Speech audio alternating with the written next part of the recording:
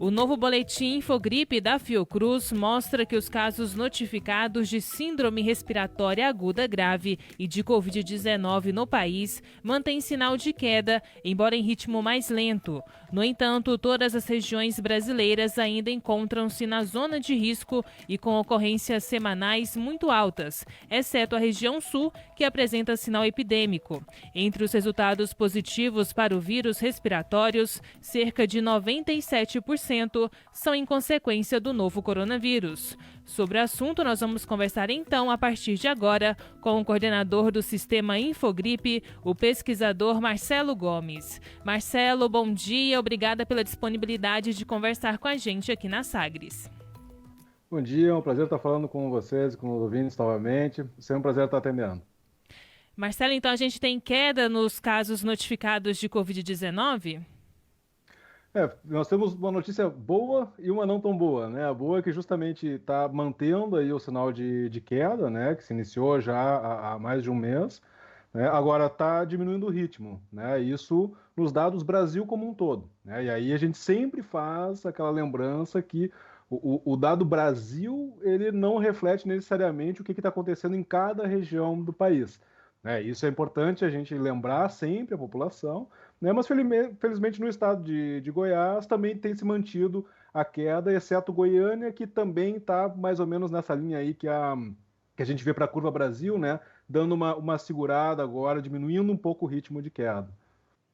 Marcelo, explica para a gente quando é que a gente teve, né, e por quanto tempo a gente teve esse movimento de queda e quando é que começou a reduzir esse movimento de queda. Perfeito. No estado de Goiás, né, a gente foi até ali agosto, mais ou menos, né, com os números muito altos ainda, né, quer dizer, na fase de platô, né, que atingiu o pico, se manteve lá estável, num valor muito elevado, e a partir de agosto, final de agosto, desculpa, começaram a cair o número de novos casos semanais.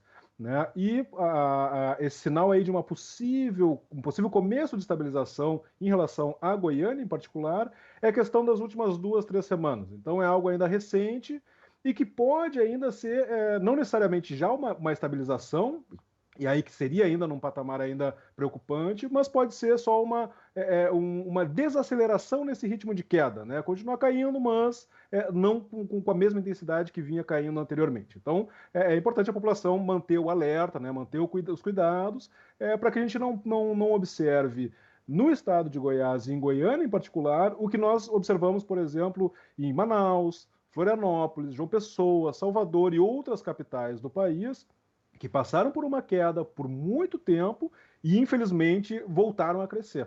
Né? Então, é importante a gente lembrar, né? O vírus ainda está presente, nós ainda temos muita gente suscetível. Então, esses processos todos de retomada dos serviços, flexibilizações das medidas de controle, né?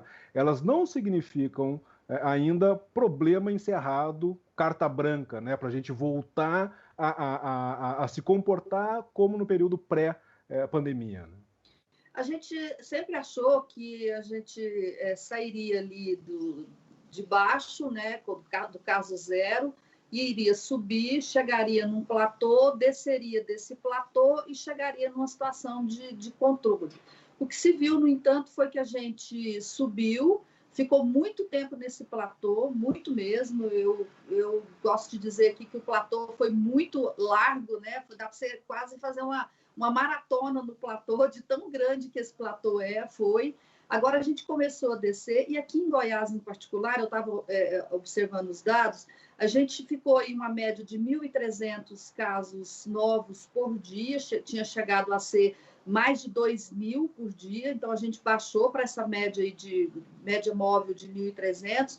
As mortes que chegaram a 60 por dia de média móvel baixaram de 30 para média móvel, mas assim, a gente está ali num ponto que a gente fica assim, meio sobe e desce. Tem dia que a gente passa dos 30, tem dia que a gente abaixa dos 30, a média móvel que chegou a 1.100, hoje já está em 1.300, ou seja, é possível dizer que a gente não está caindo para chegar lá no controle. E aí eu queria que a gente falasse sobre isso. Na situação atual, sem vacina, ou mesmo com vacina, a gente vai chegar a zerar isso? Olha, isso ainda é uma pergunta em aberto. né? Porque, por exemplo, nós não sabemos, ainda não está claro, né, do ponto de vista científico, ainda não há comprovação se a imunidade das pessoas que já se infectaram e se curaram, ela é uma imunidade permanente, né? Ela se mantém para todo sempre, por exemplo. Isso ainda não se sabe, né? E nos demais coronavírus que nós enfrentamos todos os anos, e que são o que a gente chama de coronavírus sazonais, né, ela não é permanente, né? É mais ou menos o que acontece também com o vírus da gripe. Ele dura alguns meses e depois a gente perde aquela memória imunológica, né? E volta a ser suscetível. Se esse for o cenário em relação à Covid, então tudo leva a crer que nós dificilmente chegaremos numa situação de completa erradicação, né? E atingir valores realmente zero, né? Mas isso ainda não está claro, né? Ainda estão sendo feitos estudos em relação a isso, né? Mas é o que a gente não pode apostar nossas fichas hoje, né? Então isso reforça de novo, né? Olha, a gente tem ainda que manter muito cuidado, porque não sabemos se a imunidade é permanente e sabemos que ainda temos muita gente suscetível, né? Que podendo pegar. E aí, como o vírus ainda está circulando na nossa população, a gente, para conseguir chegar realmente a zero, a gente teria que adotar medidas extremamente fortes e duras, como poucos países adotaram, que é realmente parar absolutamente tudo por pelo menos 2 semanas, né, para não ter interação absolutamente nenhuma, e aí sim o vírus não conseguir passar de uma pessoa para outra. Isso, claro, que não é viável, né, na nossa população, né? Então, o que a gente pode fazer é diminuir a velocidade com que eles transmitem, né? E isso nós fizemos, né? Como tu colocaste, né, a questão do enorme platô pelo qual nós passamos foi justamente porque a gente conseguiu frear, né, ou diminuir a velocidade com que o vírus se transmitia, né? Senão nós teríamos justamente aquele pico curto, né, sobe rápido, cai rápido e acabou. Não foi assim porque a gente agiu. Tá? E isso significa que nós tivemos menos casos do que nós teríamos se a gente não tivesse feito nada. Marcelo, o que cidades como Manaus, Florianópolis e João Pessoa fizeram de errado que elas voltaram a subir e que a gente precisa saber para não repetir? Isso é fundamentalmente, né, a questão de uma retomada das atividades, reabertura de comércio, de bares, a população voltar a se aglomerar sem os cuidados, né, voltar a ter interações mais fortes, né, mais frequentes, sem as devidas ações de cuidado, né, a questão de não se aglomerar, manter o uso de máscara, manter a higienização, dar preferência para locais abertos. Isso, se a gente não faz, a gente observa, a gente corre o risco de observar o que a gente observou nas cidades, né? E em Manaus, em particular, nós podemos observar que foi uma questão ali de aproximadamente um mês e meio depois que foram retomadas as aulas presenciais na rede privada de ensino, que os casos começaram a subir de novo, né? E aí os dados de mobilidade mostram que a população voltou a circular com o mesmo padrão que circulava na cidade no período pré-pandemia, né, antes da pandemia, né, e é justamente isso. Se a gente volta a se comportar como a gente se comportava antes da epidemia, sem os cuidados, volta a crescer o número de casos, né, porque justamente a gente está facilitando a vida do vírus. Né? E o que a gente tem que fazer é dificultar a vida dele. Né? Enquanto ele estiver presente, enquanto a gente tiver a população suscetível, os cuidados têm que ser mantidos.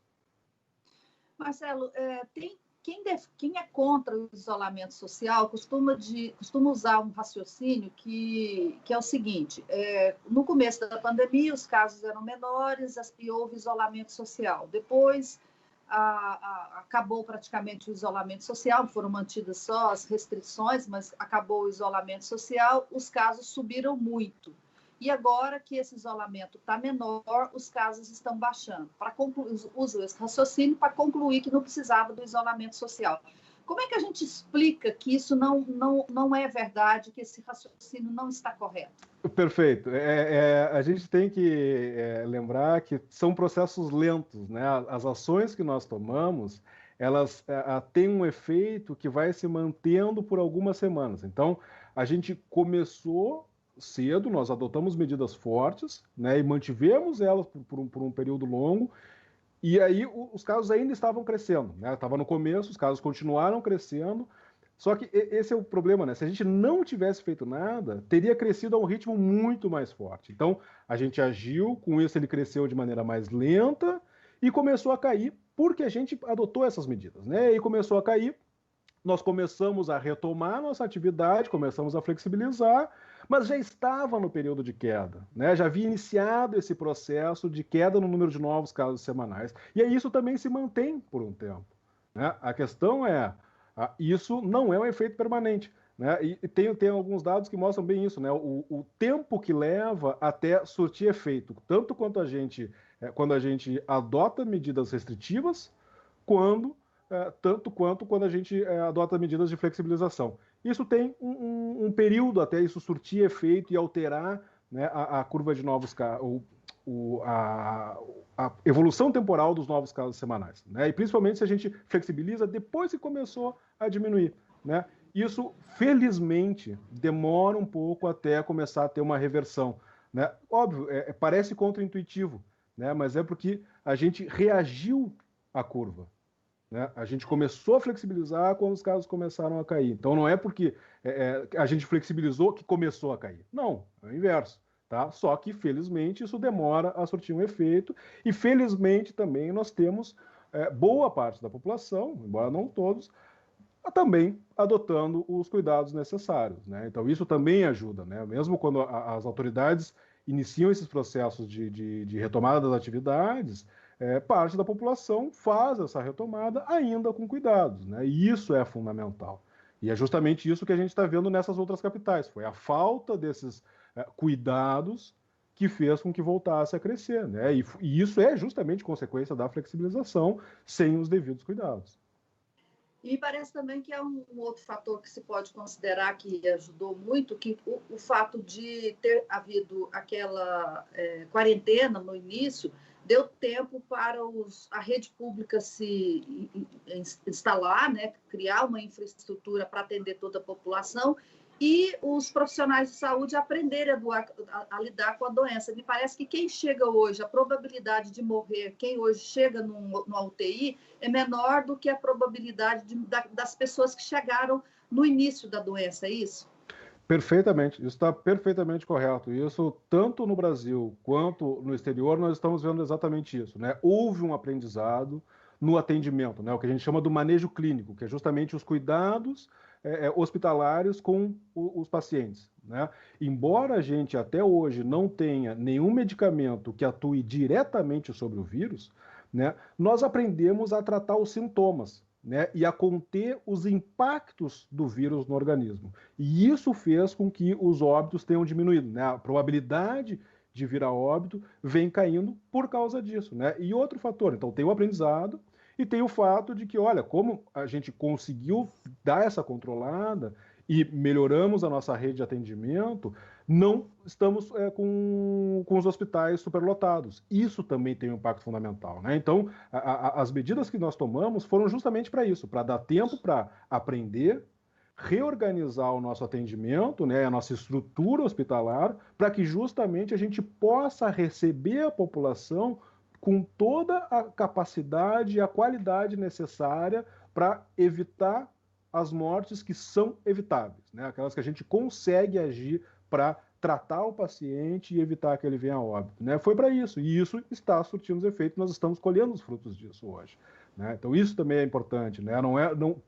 A gente achar que foi em vão é um erro tremendo e é algo que as ações de saúde sofrem muito, né?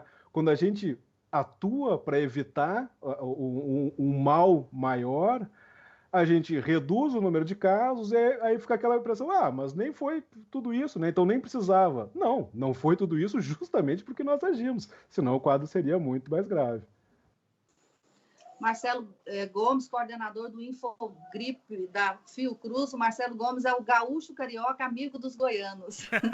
Exatamente. Vezes, né, que ele esteve aqui na Sagres para falar com a gente sobre esses dados relevantes aí do sistema de informação de vigilância nacional de saúde, né, que reúne os dados do Infogripe. Marcelo, muito obrigada. Espero que você possa continuar dedicando um tempinho para explicar para os ouvintes goianos o que está acontecendo. São informações muito relevantes. Obrigada.